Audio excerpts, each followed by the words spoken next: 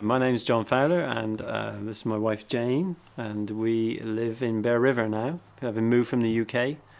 I build Windsor chairs, and my wife does organic gardening, and we live on 32 acres just outside of Bear River. And my two boys. Chris and Adam, they're 16 and 15, and they seem to love living here, and we're very glad that we moved here for them. We wanted them to have somewhere very natural and safe to grow up, and I think we found the right place for that. I think that was the reason we wanted to live somewhere much quieter. We're rural people, and where we lived in the UK was rural, but even rural in the UK is like a city here, so this is really much nicer. Their parents have been over. They have. Their parents have been over and they loved it.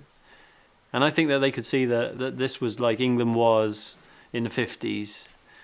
And that's the really nice thing about it. Yeah. Just the trees.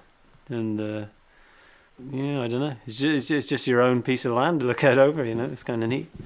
Instead of the neighbour's parked car and you know, which it would be in the UK if you were lucky, or the main road.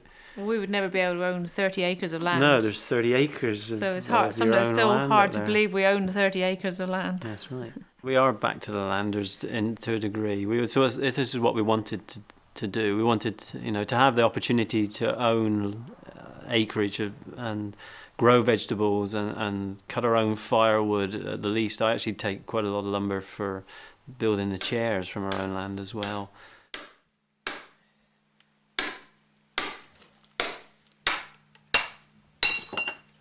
I had an email from Moby Dick Productions. They were making a film, a remake of Moby Dick, and they needed a chair of around 1800s, mid-1800s, to put in the movie. So I suggested what it would look like, and the director asked whether we could put some whales onto the chair somewhere. This was for Captain Ahab to sit in, so when I was building it, I was hoping that he'd be pleased with it, and I didn't want him chasing after me. Our boys swim competitively. The Lifeplex in Cornwallis. And it's an excellent facility. It is an excellent facility. We're very lucky. It is a deluxe facility that we've got in a rural area. We do the farmers market every Saturday in Annapolis, and I take the chairs and some woodworking stuff along, and it's a good advertisement, and I get business from the market. It's a very good market. There are a lot of artisans there who do sell a lot of things. It's a very social market too. It's quite a social gathering every Saturday. Yeah, it's a good excuse and to get out of the workshop. business happens at the same time.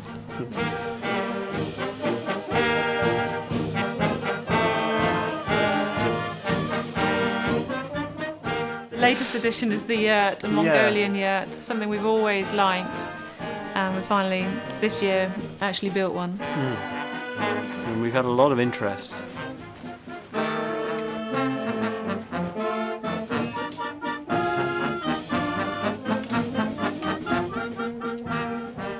You don't know what it is that you want until you actually find it. I don't think you don't go out with a predetermined plan of where it is you're going to end up.